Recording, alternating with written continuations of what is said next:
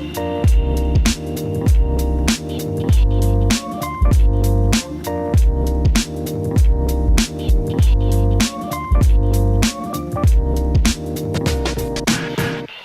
n'y a point de plus cruelle tyrannie que celle que l'on exerce à l'ombre des lois et avec les couleurs de la justice. David Koubi, bonjour. Bonjour. David Koubi, Une contestation française, édition Don Quichotte. Un ouvrage qui est une petite bombe. Voilà. Alors, votre proposition centrale, c'est, pour faire simple, application de la loi à tous. Oui, c'est pas bête, ça n'a jamais été tenté, c'est assez révolutionnaire du coup. Bon, expliquez-nous, ça n'a jamais été tenté. Enfin, on peut pas se... Voilà, faut développer là. Comment ça n'a jamais été C'est un principe qui est acquis, hein. Il est contenu dans liberté, égalité, fraternité, égalité.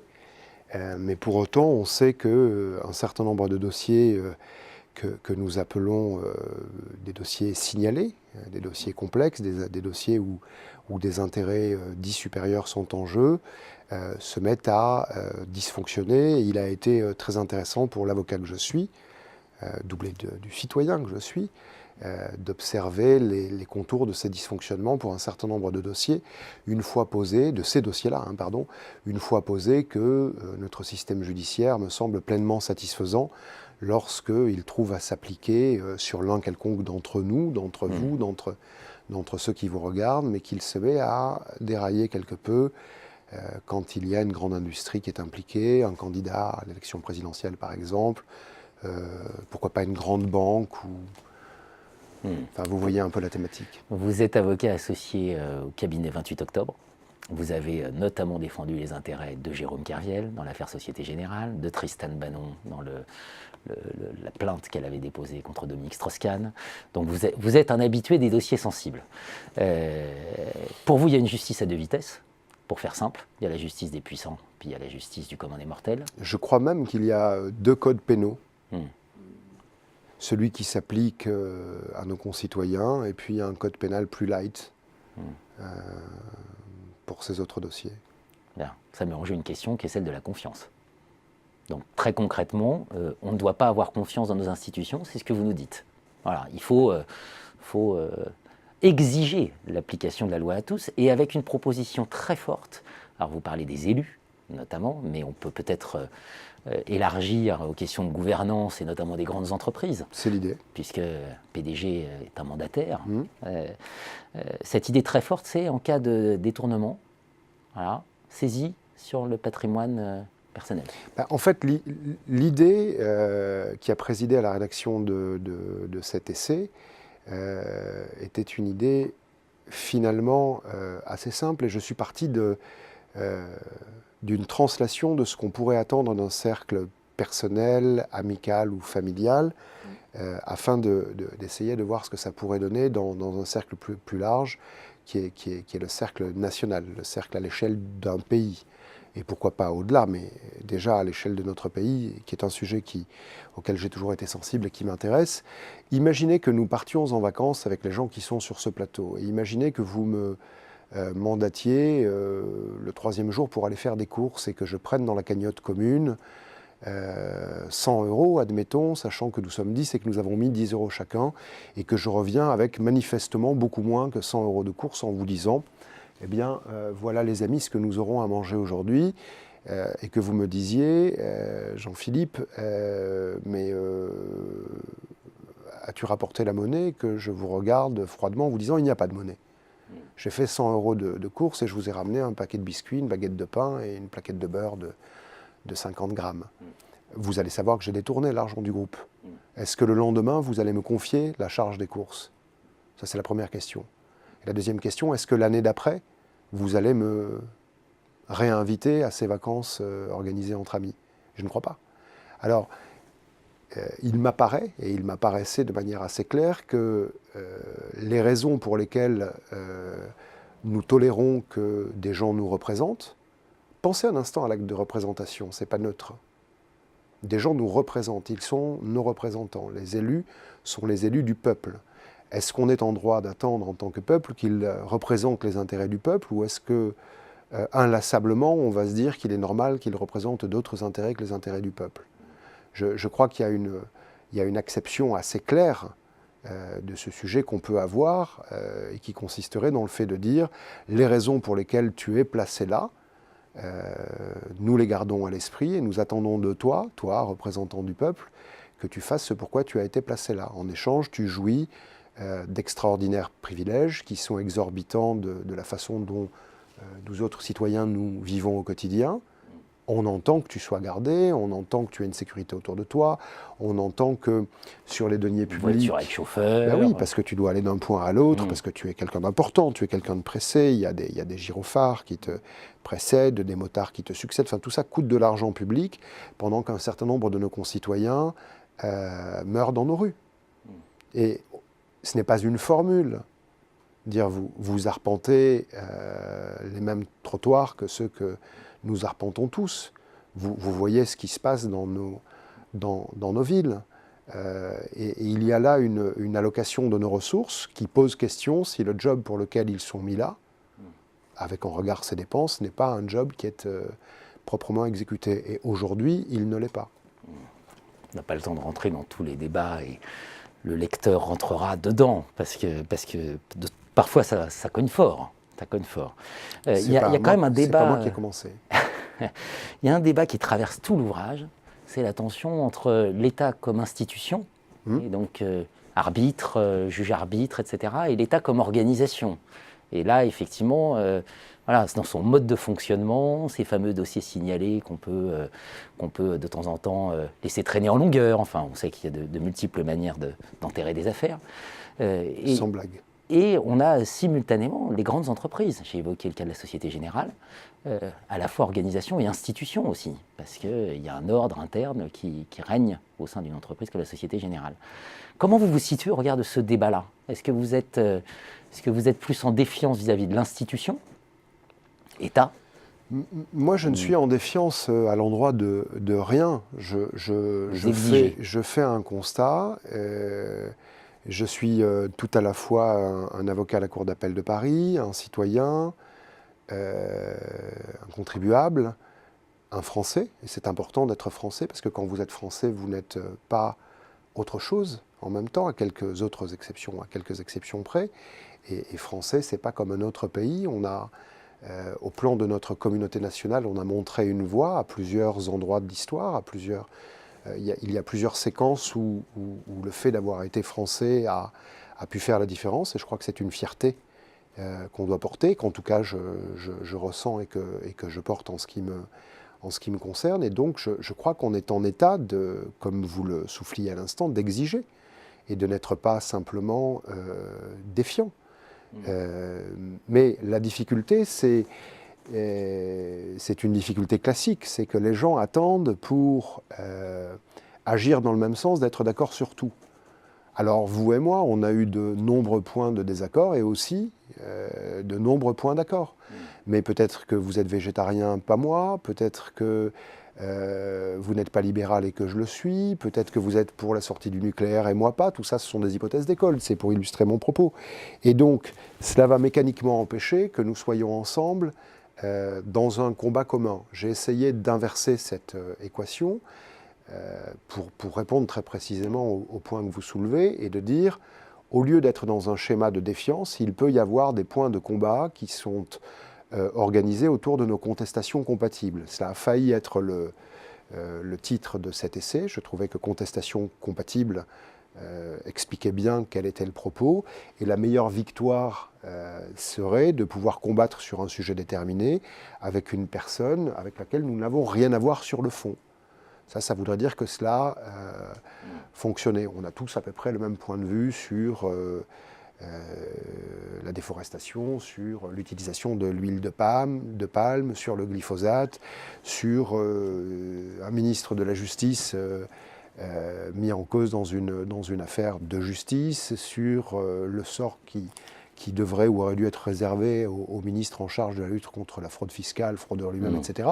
Mais comme on n'a pas une voix émergente qui est une voix commune qui arrive à poindre, parce que, à nouveau, on attend d'être d'accord sur tout pour le dire ensemble, au lieu d'agir sur nos contestations compatibles. Je le répète parce que ça me semble... Point important. Oui, ça me semble une voie à envisager. Eh bien, rien ne se fait. Donc il ne s'agit pas de défiance à l'endroit de l'institution ou de la gouvernance des grandes entreprises. Il s'agit, dans le premier cas, de rappeler aux premiers que nous sommes leurs employeurs et leurs principaux pourvoyeurs de fonds, puisque nous sommes des contribuables, on l'a dit et je le redis. Et dans le deuxième cas, c'est-à-dire le cas des entreprises, nous sommes leurs consommateurs, nous sommes leurs clients. Laurent Cohen-Bacri avait écrit un ouvrage, Le droit sans l'État. Est-ce que c'est ça que vous nous proposez? Pardon. Pour l'anecdote, c'était quand même une analyse de la société américaine, où justement, mise en regard avec une approche comparée un peu à la Tocqueville, au regard du fonctionnement institutionnel français. Le titre de l'ouvrage que vous mentionnez, que nous avons lu tous les deux, est évidemment un produit d'appel qui semble imbattable. Ça pose la question de la place de l'État et de son utilité. Et il m'apparaît que nos gouvernants sont très imprudents de nous mettre dans une situation collective en tant que citoyens français, où nous aurons à nous poser cette question. Parce que quand les gens qui vous regardent vont comprendre qu'il s'agit tout au plus de 500 familles et de leurs affidés, et quand ils vont se souvenir que nous sommes 67 millions, imaginez que les gens qui nous gouvernent sont très imprudents d'intervenir dans des affaires judiciaires, de proposer des allègements là où la communauté nationale souhaiterait des alourdissements, d'aménager des solutions de manière différente en fonction qu'il s'agit, et ce n'est pas un propos nouveau, d'un puissant ou d'un misérable, pour paraphraser de façon moins talentueuse. Et puis ça pose la question de l'utilité de l'État. Et en creux, il ne s'agit pas d'évoquer l'inutilité de l'État comme une voie ouverte sur la chienlit, selon la formule classique. Mais l'État tel qu'il existe aujourd'hui, les mandats législatifs qui se succèdent pour arriver à une profusion de lois dont on sait qu'elles ne sont pas appliquées, dont on sait de rechef que les députés en charge de les voter ne s'occupent pas de ce qu'elles deviennent, n'évaluent pas. Enfin, vous vous rendez compte, vous vous intéressez au monde de l'entreprise, avez-vous déjà vu des sujets qui sont déployés au niveau d'une entreprise sans être évalués par la suite? Ça ne marche pas. Si le public fonctionnait comme fonctionne le privé, on aurait des sujets de faillite. Mais ça a été dit par un ancien Premier ministre, s'agissant de notre pays, et ça n'a pas fait plus de vagues que ça. Justement, et ce sera ma dernière question, vous avez bénéficié d'un soutien étonnant, quelque part, au regard de votre thèse, c'est celui de François Hollande, l'ancien président, qui a dit « les magistrats sont des lâches ». Ça a créé, donc dans un président ne devrait pas dire ça, où vous étiez mentionné d'ailleurs, pour lui avoir adressé un texto. Voilà, les magistrats sont des lâches, ils n'aiment pas le politique. Et ça avait conduit après à devoir présenter des excuses, etc. etc. C'est un peu votre...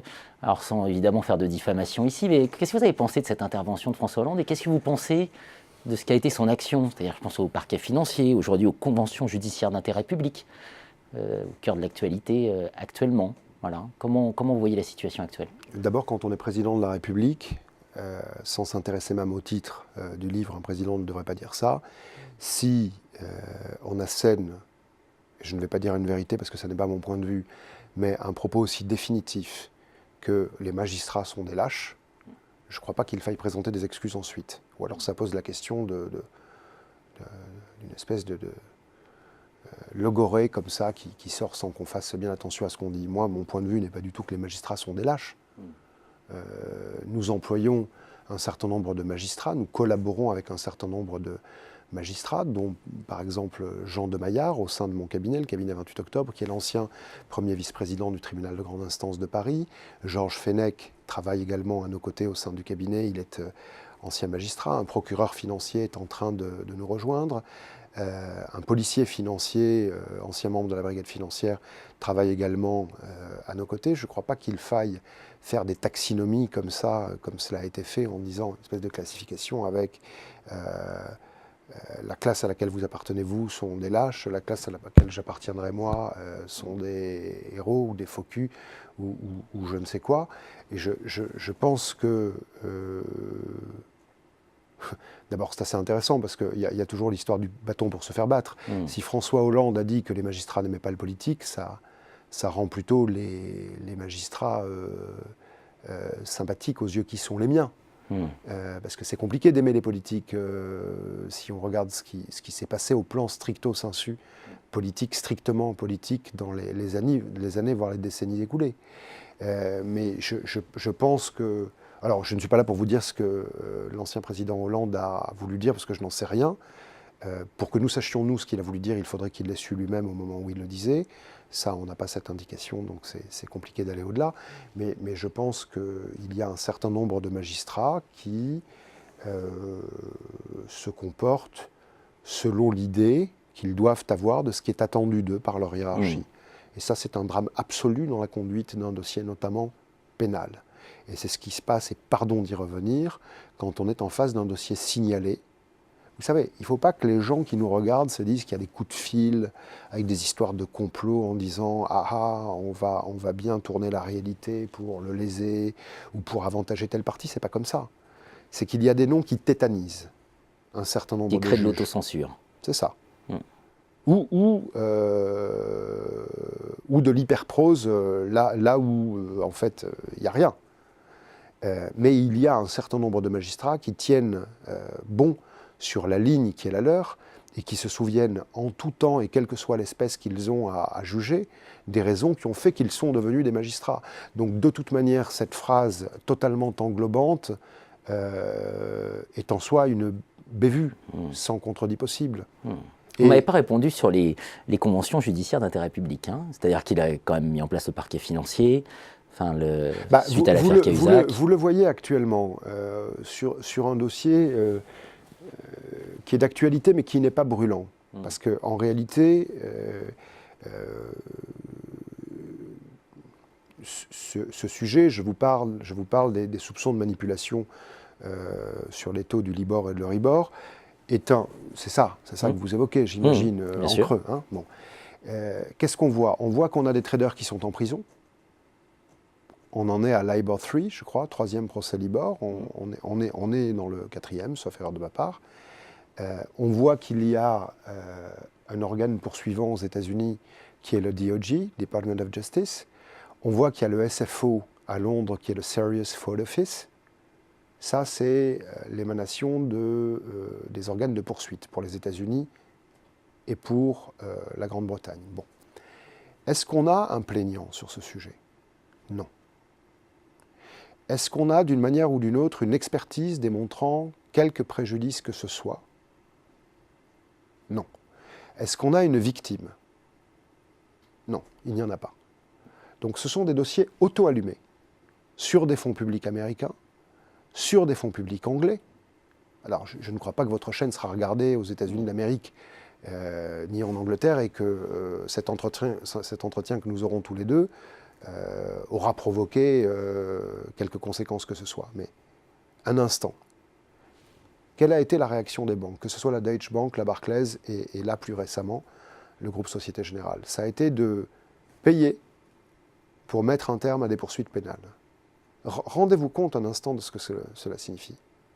Ça signifie que quand vous avez les moyens de payer et que vous êtes une institution bancaire, 3 banques viennent d'être citées, eh bien vous payez, vous livrez un trader à la justice pénale qui sera emprisonné,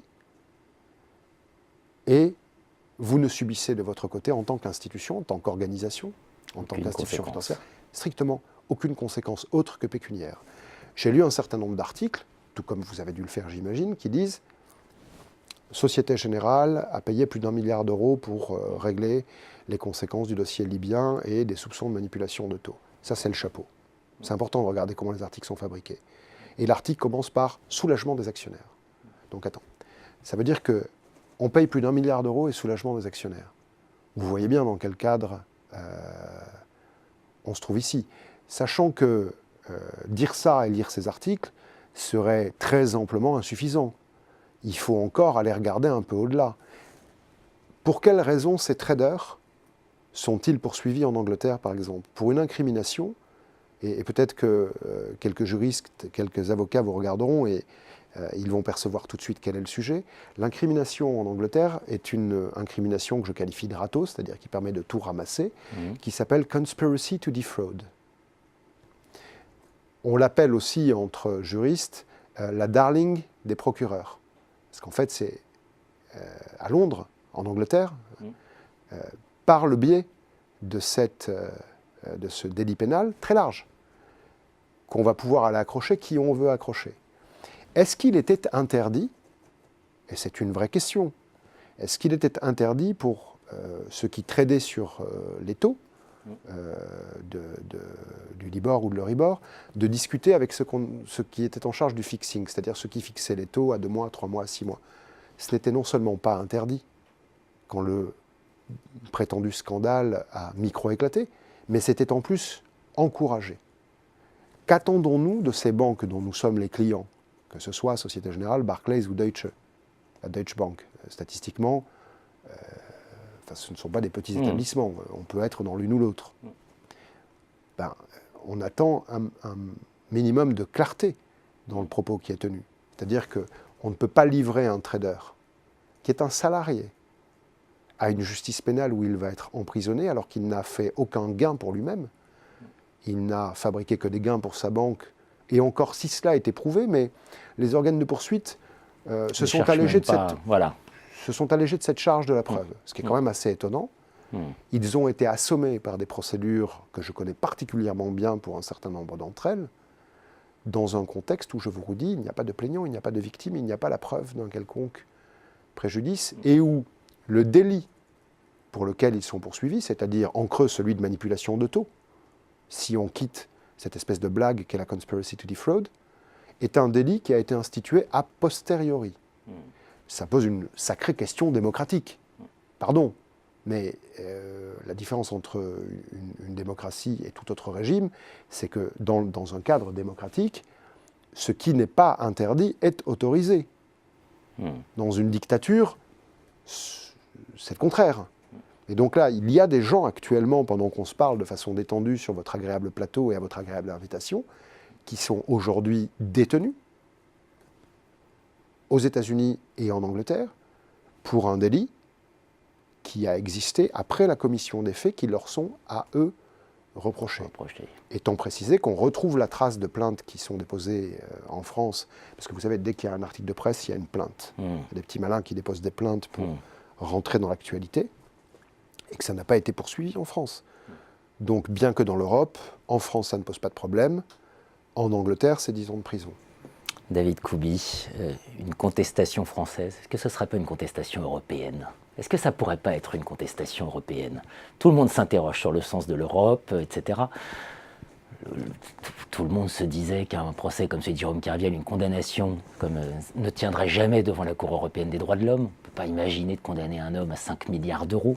Voilà. Est-ce qu'on n'a pas là... Aussi bien que moi, vous savez, Jean-Philippe Denis, que ce n'est pas devant l'Europe que cette condamnation a cédé, mais bel et bien devant une juridiction française. Et ça doit être la fierté de la justice, qui, bien que s'étant égarée, est revenue dans un chemin qui est plus audible. Je ne sais pas si ça sera une contestation européenne ou pas. Je pense que ça sera une contestation de rien du tout, tant que nous n'organiserons pas un fonctionnement autour de nos contestations compatibles. Et il est assez curieux pour un auteur d'avoir mentionné des dates, des faits et surtout des noms, et que rien ne se passe ensuite. Il y a cette espèce de stratégie du couvercle qui fait que on n'est pas attaqué. Vous savez, il y a quelque chose et je vois bien que quelques pistièdes auront à l'esprit de dire que je le regrette pour des questions d'ego, mais du point de vue de la presse éditorialisée, ce livre n'est pas sorti. C'est-à-dire que si vous faites cette recherche, Kuby, une contestation française, vous ne voyez que les actes de promotion. Il faut en passer par là, j'ai pas de sujet.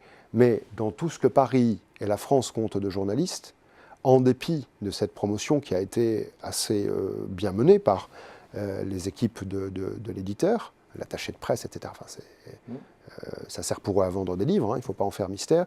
Il n'y a pas un journaliste qui a pris sa plume pour dire David Kuby a raison, il a tort, il est un con, c'est une pure hérésie. Le livre n'est tout simplement pas sorti. Et ça pose la question de comment faire quand on doit faire sortir un sujet de l'ombre pour y parvenir avec des suites qui sont des suites favorables. L'idée que j'en avais, c'est une idée que nous appliquons dans nos dossiers, et de s'efforcer d'être précis dans les propos qui sont les nôtres, c'est-à-dire de nommer. Parce que lorsque vous dites l'institution a dysfonctionné, en réalité, vous ne dites rien. Vous êtes un peu comme quelqu'un du modem, vous voyez, qui, en disant tout, ne dit finalement rien, si vous me passez le parallèle. Alors, ils le prendront mal, mais bon, ou pas d'ailleurs, parce que beaucoup d'entre eux sont d'accord quand je discute avec nos amis politiques, même ceux du modem. Mais en nommant, vous forcez en théorie celui que vous avez nommé à réagir. Alors on obtient des résultats en nommant, mais je vous redis, ça sera une contestation de rien du tout si on ne trouve pas le moyen de travailler collectivement sur les sujets qui sont insupportables au plan de notre citoyenneté commune. Quand on est abstrait, tout le monde s'en fout. Quand on est concret, tout le monde se fâche. C'est ça. J'aime beaucoup cette formule. Oui, mais la fâcherie, c'est pas très grave. Deuxième élément, quand même une recension de votre ouvrage dans la Revue française de gestion. Voilà. Oui, c'est vrai. C'est vrai. Comme quoi. Voilà. Et puis troisième point, peut-être des contestations compatibles pour l'ensemble des contribuables européens. Voilà. Ah bah il y a un certain nombre de sujets à regarder, c'est évident. Donc, à méditer. David Couby, une contestation française pour une justice, une politique et une finance au service des citoyens. Merci David. Merci de votre invitation.